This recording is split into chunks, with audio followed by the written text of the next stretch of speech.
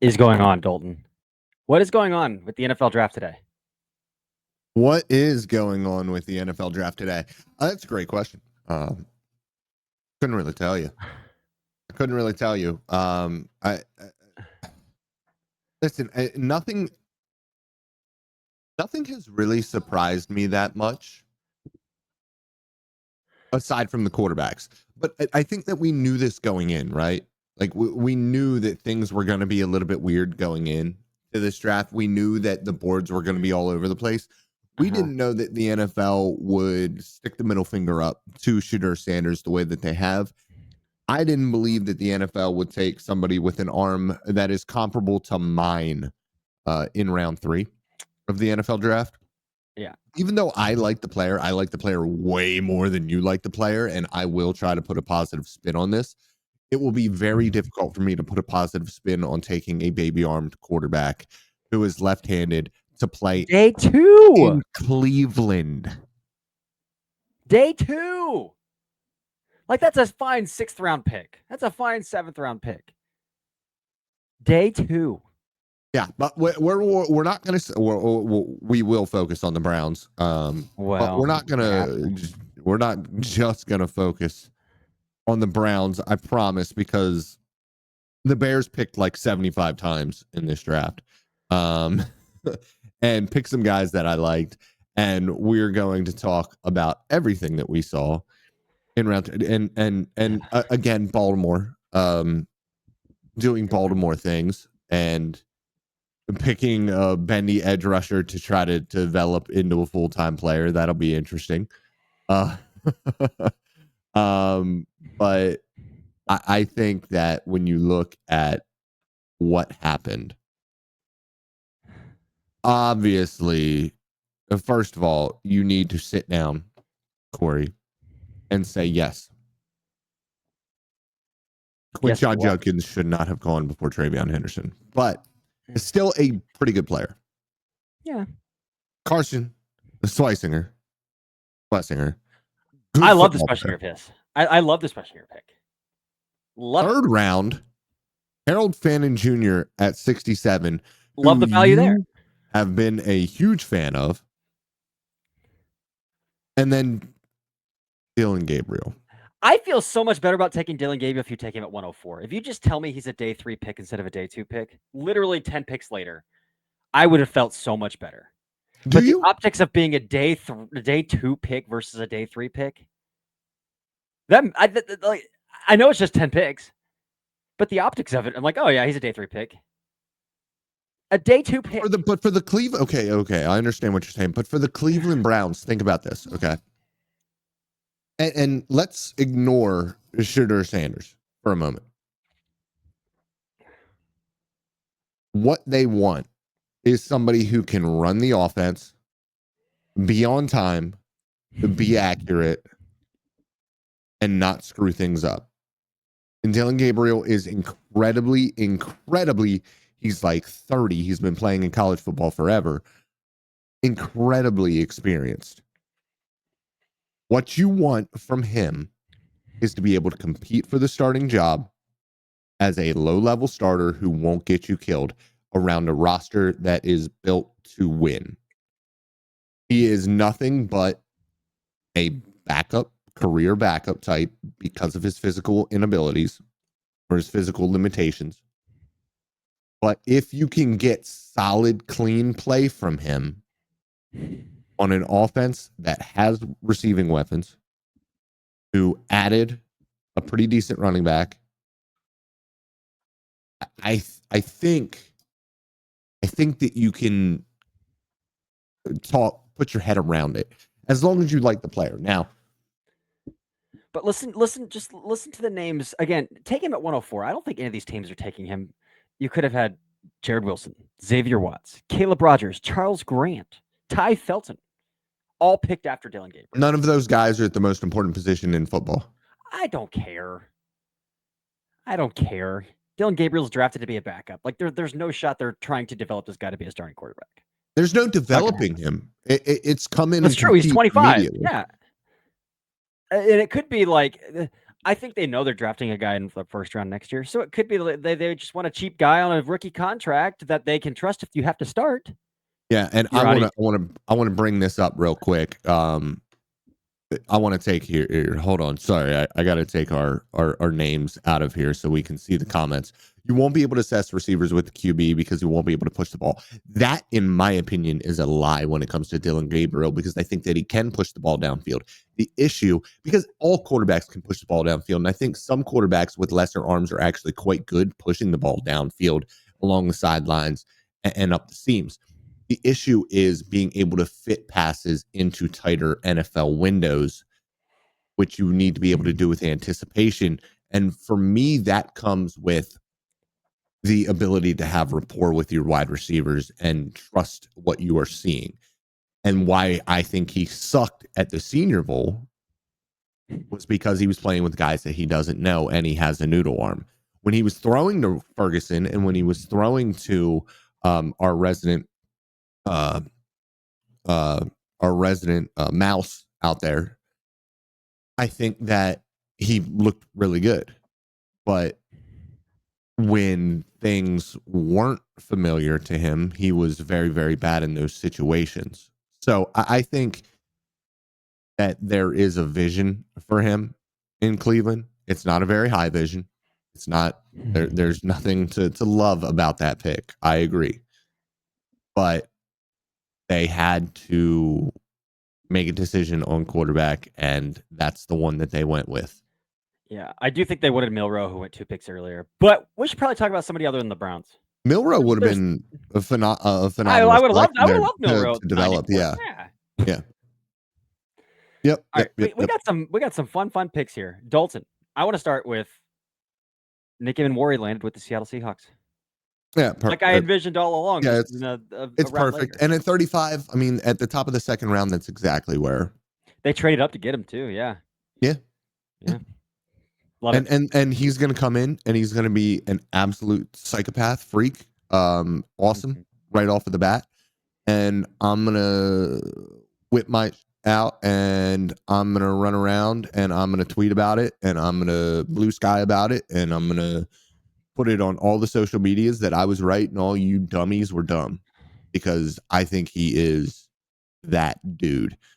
Brian coming in, everybody is just here to see the rage and the sanity leave. The rage come and the sanity leave Corey's body. I was having. I also want to just quickly bring up Jaden Higgins to Houston. I like that fit. Really? Yeah, I like that fit. It's kind of cool. They got both the Iowa State guys. They drafted both. We already saw what that quarterback was able to do with a ball winner. And if Jaden Higgins is anything, it is being a ball winner. And so I'm talking about Marvin Harrison Jr. in college. So like you have that ability with him. He's obviously nowhere near the prospect that he was, but you already have Nico Collins. Yeah, but Higgins doesn't have to be your number one. He's not going to be your number one. Correct. But like Collins has juice. Like for sure. They're both bigger bodied receivers, but they're different. And also we have to understand that it took Nico Collins 5 years before he ever developed. 2, but yeah, I get you. Is that all it's been? He was drafted in 2021. Yeah, he broke out in 2023 when CJ was drafted. CJ's rookie year, 2020. I thought he broke out in 20. I thought, yeah, I guess his breakout was at the end. He got paid in 24. Yeah. Paid before 24. All right, another pick I really like the fit here. Jonas Savaiina of Miami Dolphins. Yeah, and then Travion Henderson to the Patriots. Think about the Patriot way and all of those backs that we've seen catch passes out of the backfield for the Patriots over the years. Josh McDaniels back there as the offensive coordinator. I think that is a phenomenal. It's not a fit that I had thought about, but I think that is a phenomenal fit. And I think Jonas Savaiina, they love positional flexibility on the offensive line. They have drafted so many tackles to play guard in Miami over the years, and that just continues to come to fruition with Jonas Savaiina here. This one actually probably is a guard, though, as much as I wanted it to be a tackle. So, I mean, yeah. That's fine. Okay, Chicago Bears, man. Pass catching unit of DJ Moore, Romo Dunes, Luther Burden III, and Colson Loveland. Bringing Luther Burden in to play the I slot I role love that. is, yeah, that's and I love what they're doing, because they're saying, and we talked about this in previous podcasts when we talked about the Chicago Bears. Caleb, this is on you. We have thrown every asset that we have at offensive line and at weapons. If it don't work out, and we have Ben Johnson, if it don't work out, brother, there's a mirror that you got to look in. Yeah. That's just flat out. Yeah. Tyler Shuck top 40, baby. Tyler Shuck top 40. Mason All right. Taylor 42 to the Jets. I do like that. They passed on Tyler Warren round 1. Came back Get round 2. Mason Taylor. I like it. Yeah. Alfred Collins and Mykel Williams, dude. Nobody is ever going to run the ball in the San Francisco 49ers. Dude. Love it. All right, where do you want to go? Whoa. I've just been kind of scrolling through here. Where do you want to go? I didn't think about this. Hold on. Wish I could gas the Ravens draft class so far, but that green off-field stuff is crazy, considering that they aren't getting off of the Tucker news. I didn't think about it that way. But yeah, that is interesting. However, what I will say is, like, culturally, the Baltimore Ravens have been very, very good when it comes to, like, avoiding bad PR and just culturally having a good environment. They didn't really run and hide from the Tucker thing either. So I am interested to see how they publicly handle the Mike Green's off the field stuff here. I am too. Interesting as well, because in 2022 they were asked about, like, that's when the Deshaun Watson stuff happened with Cleveland, and Jim Harbaugh's like, "Yeah, I'm really proud that we have a no nonsense or a zero tolerance policy." Yeah. Well, listen, in sports and in life and everywhere, we know there's no such thing as a zero tolerance policy. If you have enough money, if you have enough talent, if you have enough value to an organization, you can get away with murder. Donovan Ezra-Okwu to the Cowboys. Love that pick. Love that pick. I think right there at 44 is decent value for him. The first round talk was a little bit rich for me always. I've brought up multiple times, I think he's the most hilarious pass rusher that I've ever watched play. And so I'm very, very excited to see how that just shakes out, because I've comped it to him being on the sideline with his pals and just picking pass rush moves out of a hat for what he's going to do on that next drive. Like, hey, if we get into second and long, pull this out of the hat. I'm Ooh, busting the ghost inside move. spin. Yeah. Ooh, ghost move. Ooh, long arm. Like, he just picks the stuff out of a hat and sees if it sticks. It's a lot of fun, man. It is. It is indeed. One of my And least favorite how? picks here. Well, let's go to the Yeah, next go for it. pick. JT to the Colts is such a That's a Colts Colts pick. Mm-hmm. It's such a Yep. Colts pick, man. Will Johnson to Arizona, brother. Perfect. Yep. Perfect. I love it. I love what Arizona's doing as a whole, man. I've loved what Arizona has been doing since Monty Ossenfort came in. Like, I agree. he's built up assets. They put together an offensive line last year that was on paper very, very underwhelming. That performed really, really well together. Again, Yeah. come on, quarterback. Let's see what you got. I don't love Jordan Birch, but at 78, I can stomach Jordan Birch at 78. Oh yeah, Yeah. yeah. Yeah. Yeah.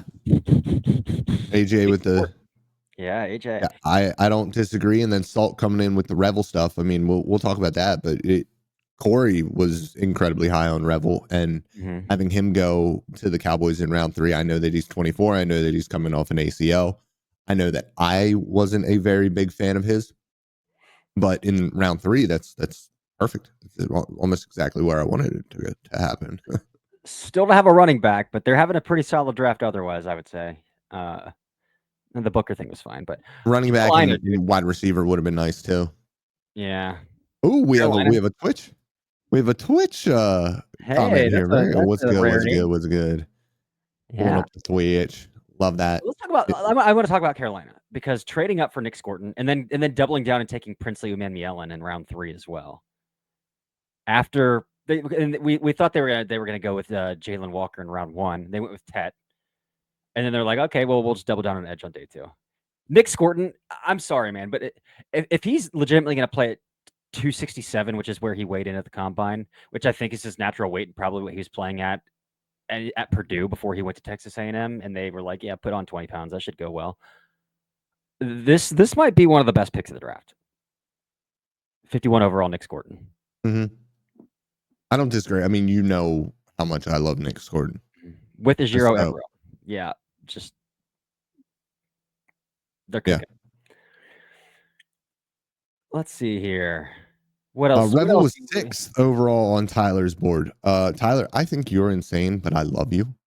And that is okay. And I wanted to bring up that comment specifically because it really, really shows how all over the place people were with their big boards in this class. I mean, we had people that had Shamar Stewart was top 10 for both of us, mm-hmm. and Shamar Stewart was the 90th ranked player for some people. Yeah.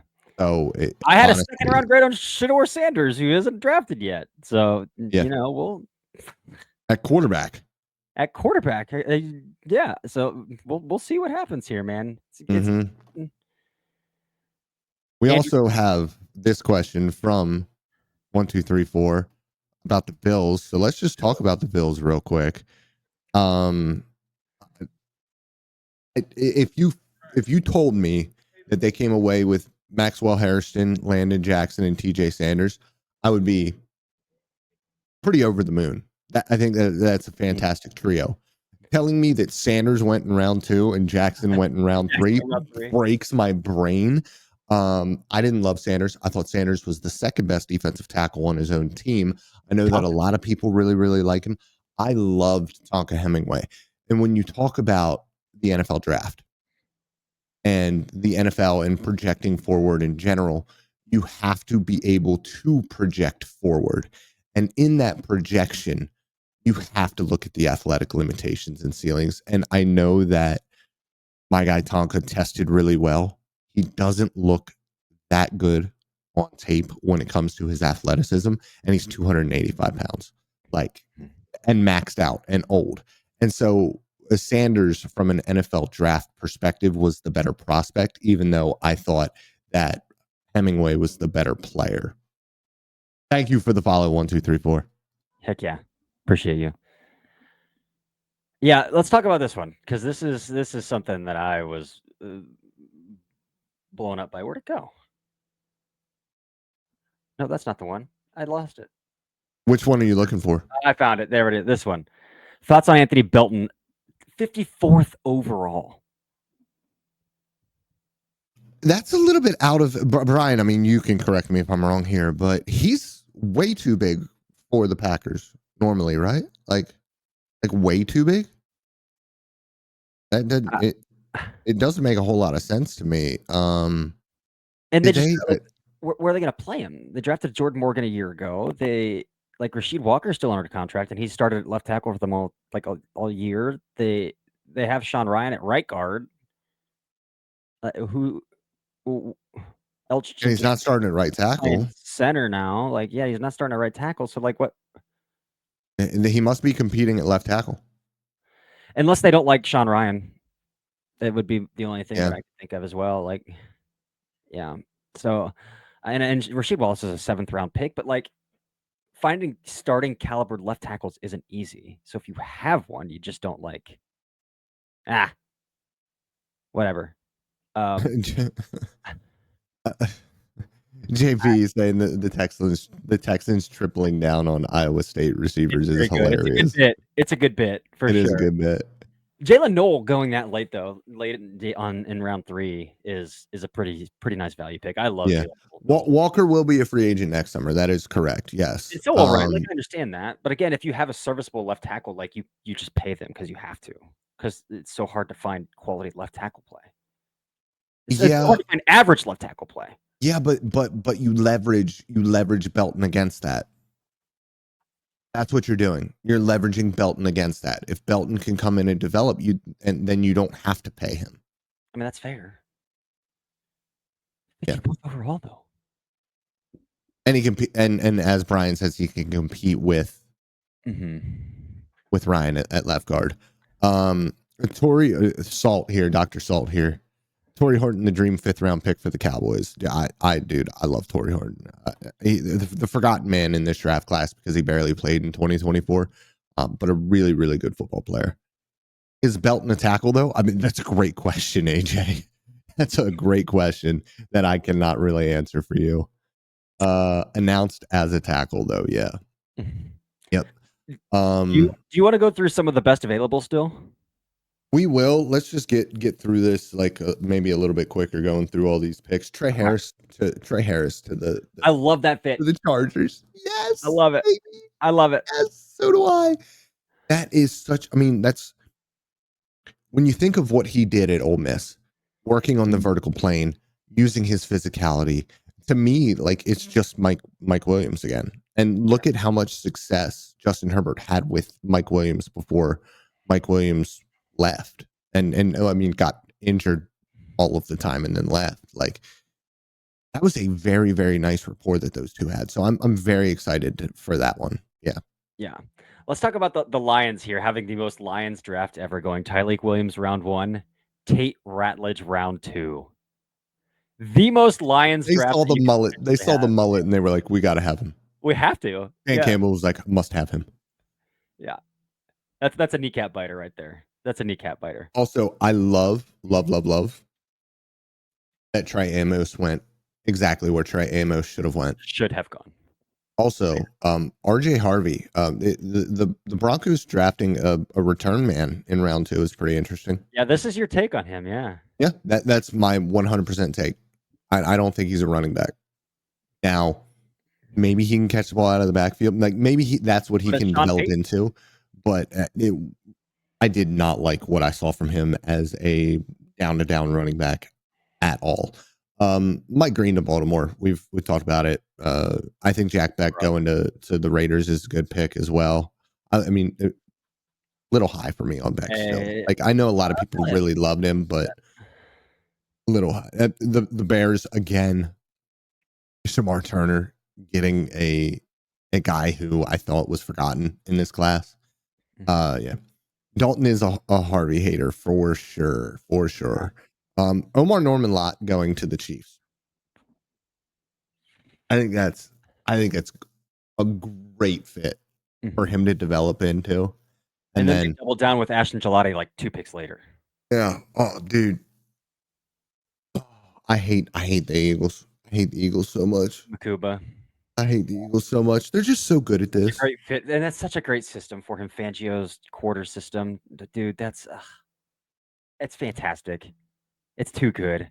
Your boy Booth asking about a quarterback. They seem pretty locked in that they are going to get Aaron Rodgers.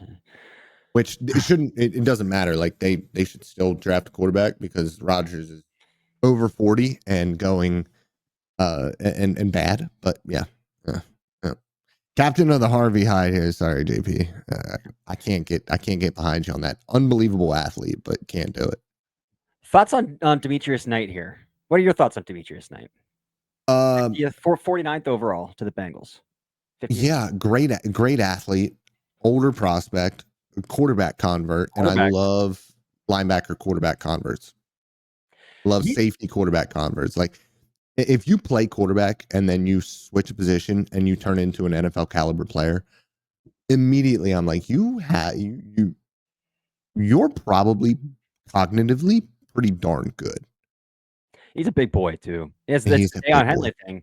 Deion Henley's had to grow into his frame. Demetrius Knight does not need to grow into his frame at all. Very true. That's a very dense man. Yep. Yeah. Yep. Darius Alexander, I think, is a phenomenal player. And getting on that defensive line, he's going to be able to do so much. With Dexter Lawrence and those edge rushers that they have put together there, that's going to be a dangerous front four. That is like...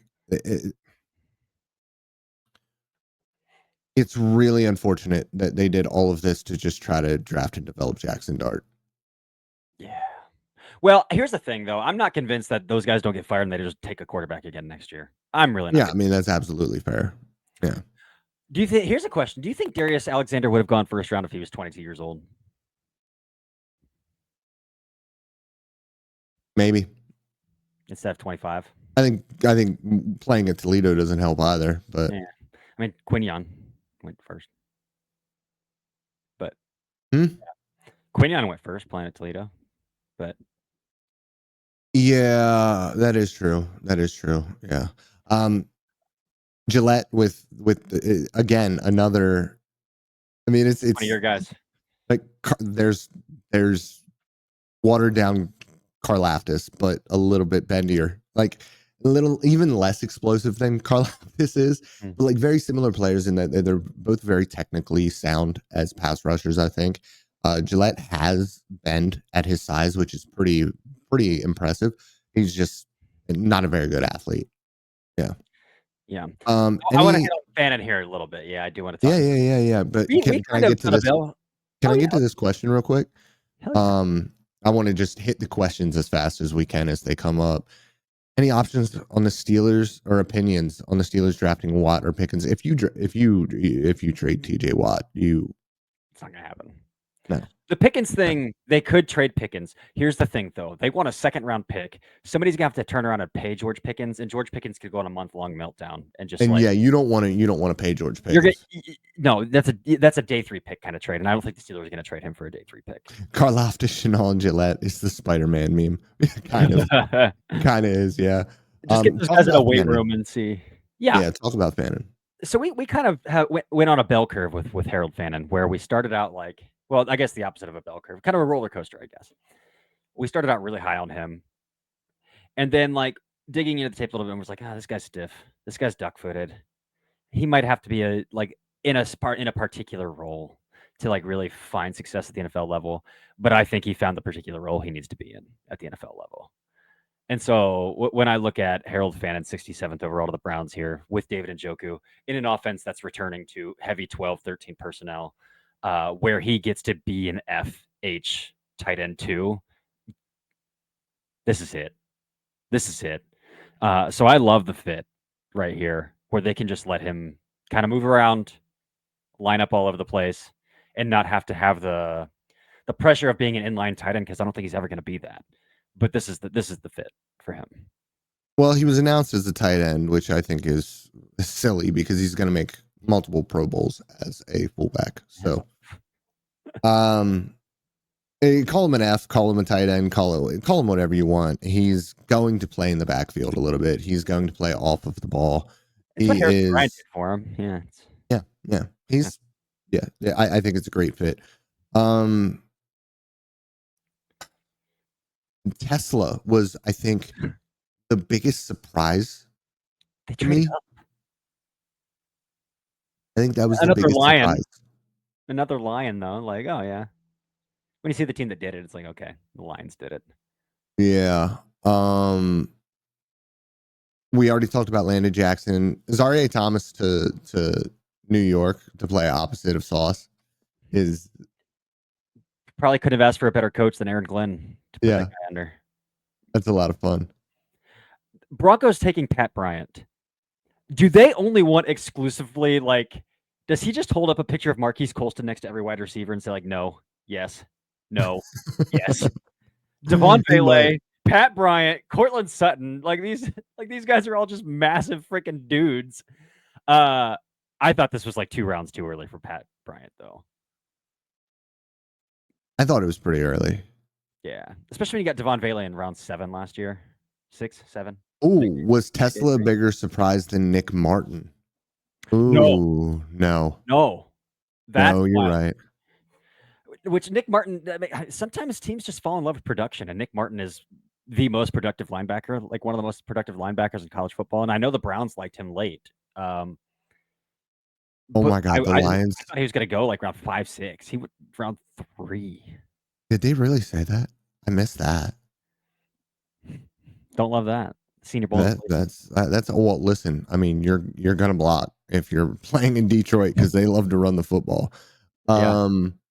We already talked about Rebel. the next two with Revel and Princely. We talked about Birch. We talked about Noel. Caleb Johnson to the Steelers, dude. Yeah, That's a Steelers running back. that's such a Steelers pick. Yeah, Steelers runner. Him going in round 3 is insane to me, but I agree. I it also is love what it Jacob is. Parrish. Yeah, love the next pick too. Jacob Parrish to the Bucks. They doubled down on Yes. corner. They went Benjamin Morrison in round 2 and Jacob Parrish round 3. Mm-hmm. I still don't love Benjamin Morrison as much as you or other people, but I'm not going to argue with the value at 53, I think it was, and then to double down and get your nickel like that. Yeah. This is the best nickel in the draft, in my opinion. The best nickel. Yeah. Tremendous. Yeah. Ooh, let's talk about this one. The Raiders, man. John Spytek murdering his first draft. Yeah. Absolutely killing it, dude. Ashton Jinty, Jack Besh. I don't love Darian Porter. Round 3. I'm in round 3. Pretty stiff. In round 3, I'm okay with it. Rotational players at 5th. Yeah, it's 68th overall. But then Caleb Rogers and Charles Grant, 98th and 99th overall. Mm-hmm. Yeah. Yeah. Backing up a little bit because there's a 0% chance I am pushing past my guy, my big boy, Jamari Caldwell going to the Chargers and playing for Jim Harbaugh. That I am excited about. I love me some Jamari Caldwell. I put 25% of the pass rush production of Derek Harmon directly on Jamari Caldwell and their ability to play off of one another. And we love Derek Harmon. But this dude, Jamari Caldwell, can play. And to watch and see a true nose get the value of the 3rd round is lovely for me. Caleb Ransall. Yeah, your dude, Caleb Ransall. Caleb Ransall to the Jags. Now let's do that as well. Let's go over the Jags draft real quick because this secondary needed help. Help. Yes. Offensive line needed help. Go out, get Milan. They got Ransall, Travis Hunter. To do that after the trade that's a really nice haul. And yeah, Ransall playing safety, absolutely. That's where he should play. I think when I watched his tape, I mean, I have him graded as a safety. But that role that he played at Tulane, playing on the line of scrimmage a lot, like on the line of scrimmage as the end man on line, crashing downhill, blowing up pulling guards. Like this is a 190-pound dude who is not afraid to muck it up.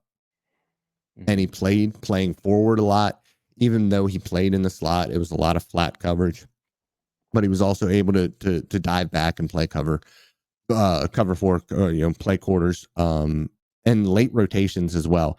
I didn't see the athleticism on tape that he showed at the NFL Combine. It's a little bit Matthew Goldenish to me, but I was a big fan of the player before the NFL Combine. The Combine didn't really do anything for me because I just like the player on tape is the player on tape.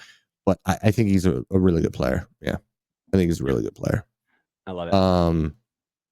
Browns running backs. So I think they could double up at running back here real fast on this. Yeah. Not with the DJ Giddens or Damian Martinez after taking Quinshon. If they would have taken like Travion Henderson, I would have said yes to one of these two guys. But Quinshon being a pretty gap power dominant back, and probably like he has the body type to be a little bit Bill Cowish, I think they'll probably double up with, if they do double up with a back who's more of a pass catcher, out of the backfield kind of guy, like a Cam Scatterboot, Jaden Blue, something like that. But not a meat and potatoes back like DJ Giddens or Damian. There are so many good backs remaining. Scatterboot, like even guys that I don't love, like there's Scatterboot, there's Sampson, there's Neal, Giddens is still around, James is still around. I didn't like Martinez, but I know people love Martinez. I love Tutton. Etienne's still around, Brashard Smith, Woody Marks, those and Jadon Blue. Those are 3 guys who you can use in very specific niche roles. LaQuint Allen, more of a niche role guy in my opinion, but like Monungai is still around. Krosky Merritt is still around. Sanders is still around. Corey Kiner, like there's still a ton of talent at running back around. Mm-hmm. Going to be a lot of really fun PFAs landing in places in that running back class. Yes. Any other picks in Emory Jones to Baltimore? Dude. He's going to be a Pro Bowl guard I think in our very first mock draft as a of the first year, I think we had Emory Jones as the first round pick to the Baltimore Ravens. We might have. Yeah, he's fallen a little bit, but he's going to go there. He's going to play guard, and he's going to become a freaking Pro Bowler. Like, yeah, Milrow to Seattle. Mm-hmm. I love it. Love it. He gets to develop behind a starter for a little while. Skip over 94 because we've talked way too much about that. Upton Stout top 100, baby. Mm-hmm. Upton Stout top 100. That's my dog. I'd also like to shout out Jalen Smith top 100. You are a Jalen Smith guy. I am. Yeah. Can someone explain this video to me? How do people assess so wildly? I don't know what video you're talking about. Are you talking about our video? And in reference to what? Yes, you do remember Corey saying Emory over Campbell at some point. We both did. So that's the point of summer scouting. When we're talking about summer scouting, we're going traits, we're going tools. If they don't develop, they don't develop, and we very quickly say like, okay, well, this is yes. Emory Jones traits and tools, excellent. Ty Felton is wide receiver 3 in Minnesota is disgusting. Absolutely disgusting. That team is competent quarterback play away from being the Super Bowl attendee from the NFC. Jalen Naylor has been pretty good for them in his niche role too. Like, yeah, that's a good player. Best availables? Well, we've talked a lot about Sanders. Marcus Bowe still on the board here. That one's pretty surprising to me. Yeah. How versatile he is, how physical he is. Undersized. I had heard undersized a little bit. Had heard from some teams that his personality came off a little bit dickish, just like. So I think that's maybe part of it too. But like some teams gonna get a dude like a utility swing player that could play anywhere on your offensive line with Marcus Bowe on day 3 at this point. Any other like surprising names to you? I thought Braden Swinson had enough juice as a DPR to come off the board day 2. Yeah, I would say. I mean, obviously Shedeur Sanders, but Swinson for me, it's like Swinson, Ayumanor, Royals. I think at the top 3 for me. Kyle Kennard not being off the board. I like when I watch his tape.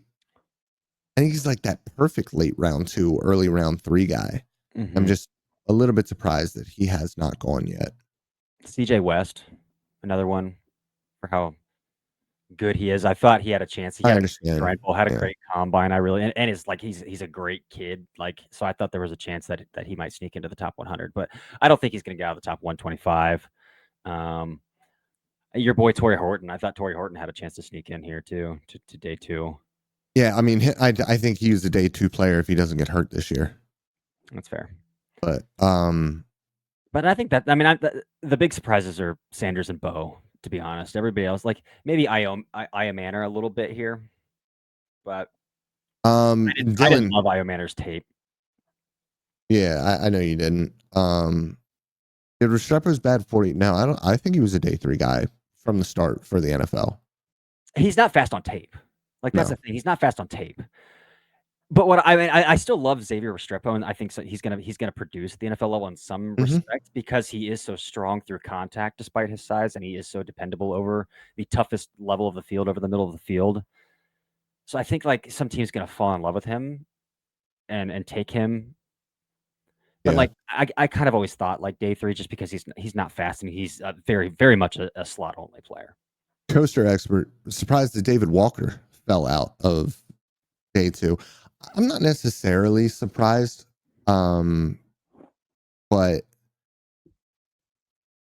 I would be surprised if he doesn't go pretty early on day 3. I would be surprised too. I would be surprised if he doesn't go pretty early. Jalen Royals is a surprise to me. I brought him up earlier when I was talking about the wide receivers in that kind of group. Dorian Strong is somebody who I know, like, probably seen as a day 3 guy by a lot of people, but one of my favorite players in this class. I really love him. Mm-hmm. I know this running back class is talented, but Tutton and Sampson's. I didn't love We don't Sampson's love tape. Samson. Neither of us did. Tutton doesn't surprise me that he fell, even though I think he's really, really good. The problem with Tutton are the fumbles Fumble and the 20 carries. constant banged up knees. And I wonder if his medicals brought something up with those knees. Even though he tested well, it's a little bit like Spears in Tennessee, where like Mhm. how much of a runway does he have left in those legs? Yeah.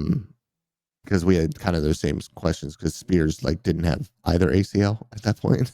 It still has juice. Thoughts on Jalen Royals? And I like his tape.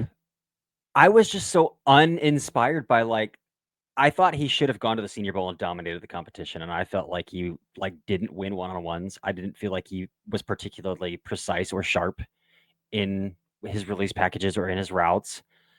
And so I went anticipating the Senior Bowl for him to be a riser and be like, oh yeah, this is where Jalen Rose is really gonna have a chance to shine. And it's like he's just a guy here. for me, it's the perfect combination of being in a horrific offense to show off a wide receiver skill set and an uninspiring Senior Bowl. Because I do really like his skill set from what you do see on tape. But yeah, I mean, I think that he can be a productive, productive X wide receiver, but he will never be a number 1 or a number 2 option, in my opinion. I think he's like a solidly a number 3 guy. Mhm. Tyler, any surprise that ETN is still on the board? I'm not He was. surprised just because he doesn't play all that much, but we both loved his tape when we watched him. Loved his tape. So, Yeah. we'll see. Yeah, the injury history probably playing a little bit into there as well. Dylan asked if there's any kicking specialist. I am I don't not deal watching with kickers. specialists. Absolutely not. Maybe Alex Katzen is. I don't know if he's in here, but go talk to Alex Katzen. He'll give you some rundown on some specialists. Yeah, man. Deion Walker. Let's talk a little bit about that fall from grace a little bit. We've been on Deion Walker's hardly draftable for a little while now, but this is a guy that was Mm-hmm. getting mocked top 15 preseason, Mm-hmm. top 10 in some cases, Mm-hmm. heading into day 3. And honestly, if I were a GM, I don't think I would even have him on my board because I don't know what to do with a defensive tackle who can't leverage and has no ass. And there's effort issue, effort questions. Like physically, and we don't say he has no ass. Like physically, you'll hear this from scouts and coaches and people. Look at their actual ass, guys. It's not. It's it's not It's a real thing. I was trying to figure out how to say it without it like sounding derogatory. Um, but like it means something. Mm-hmm. That's where your power comes from. That's where it all starts. And then not to mention he's 6'7" and has no flexibility to his game whatsoever. So he has no natural leverage. If you have Well, no natural leverage, not even natural leverage, because I don't even care about natural leverage if you're able to play with low pad level. he's got no But knee bend. there's no knee bend. He stands straight up, and half of the time he's not even in the rep. He's on the field, but he's not actually playing that rep. Mm-hmm. Yes, but like barely. There's a reason he didn't run a 40-yard I dash. thought after the playoffs he was for sure Mm-hmm. going in round 2. Yeah. There's a reason he didn't run a 40-yard dash, though. Even if you watch that fumble return, that strip sack fumble return against Texas in the semis, that dude is moving it like Volkswagen Beetle speed down the field. Didn't matter. Beat Cam. Yep, he did beat Cam, who's also still on the board after having a really strong first 6-7 weeks of the season. Yeah. Yeah, it's disappointing. But yeah, no, Jack Sawyer just doesn't have athletic traits and is pretty stiff. Pretty stiff. Mm-hmm. Yeah. Best day 3 offensive linemen available. Marcus Bowe. We got to start there. Cam Williams. I think Cam Williams can get drafted pretty early tomorrow, but I think you still got to stash that guy. Yeah. For at least Miles, I loved Frazier at the Senior Bowl. Mm-hmm. Loved Frazier at the Senior Bowl. Lunt,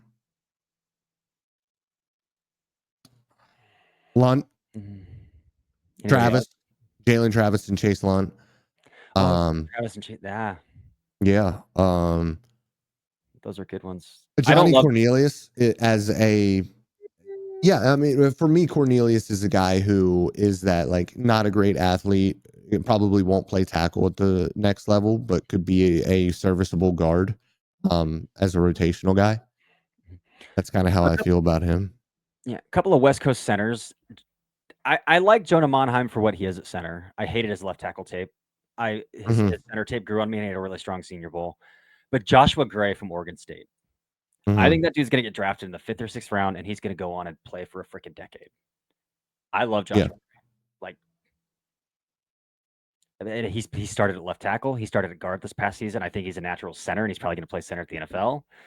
So, wherever Joshua Gray lands, I'm going to be watching pretty closely, but I think that guy's going to play for a very long time. Yeah, that's about it for the what wide receiver would you like to see the Titans draft for Ward? Who fits the best? Xavier Restrepo. Bond? Oh yeah. I'm trying to think that they didn't take one. They probably should have. I mean, if you're talking about a guy who has the ability to develop into an actual guy, it's probably Io Manor, but Torrey Horton maybe. Yeah, somebody dependable, not a lot the guy who has a charge on him now. Well, he might not get drafted. He won't get drafted. He shouldn't get drafted. No. Yeah. Yeah, I mean the rapport he has with Restrepo is insane. Thoughts on Seth McLaughlin? Good player. Doing fine. Yeah. That's a pretty gruesome injury. Yeah. Yeah. All right. I think that's good. Stuff out there. Yeah. We knocked it out. We got one more day to go. We won't go live tomorrow after day 3. I don't think there's any reason to go live after day 3, but we'll do a wrap-up episode on Monday, release it on Tuesday. But for now, yeah, we did some good stuff. Did some damage in here. Don't do you have anything to add for the people before we close this thing down? Now, you know me. I love you. Check out my YouTube. It's not football content. It's fitness and bodybuilding content. But run through that, get the algorithm going on it. I gotta plug my stuff, man. I gotta plug my stuff. It is what it is. Yeah, for sure. All right. Well, that's it. Oh, I actually do have something else to add. Okay. I actually do have something else to add if you guys are still here. If you guys are a part of my Patreon, okay? If you are a part of my Patreon, tell your friends to get into my Patreon now because I will be raising the price. I need to get more storage. I need to pay more. So y'all need to pay more. Everybody who is already a member of the Patreon to get the all 22 for college football has it. Good to go. They're still going to be $5, but everybody new is going to be 10. So if you had friends who had memberships and do not anymore, tell them to get back on it. Also, there are people who have canceled their memberships and still have access because I have not had time to go through and delete access. I will be deleting all of that access and making you guys pay again. So tell all of your friends to join back up for $5 a month. Let that crap run all year. I will have more stuff. I will be doing individual player cut-ups as well. Those will be in a different tier. That will be more expensive. That is a ton of time to take out of my day to cut up individual players. But tell your friends, join the Patreon. $5 a month, Sam. $5 a month. This is a good time to announce. I mean, I've already said it a million times that I've sent emails out to subscribers, but I'm also going to a paid model on Sunday night. on my Substack on Daft on Draft. Again, the podcast will remain free.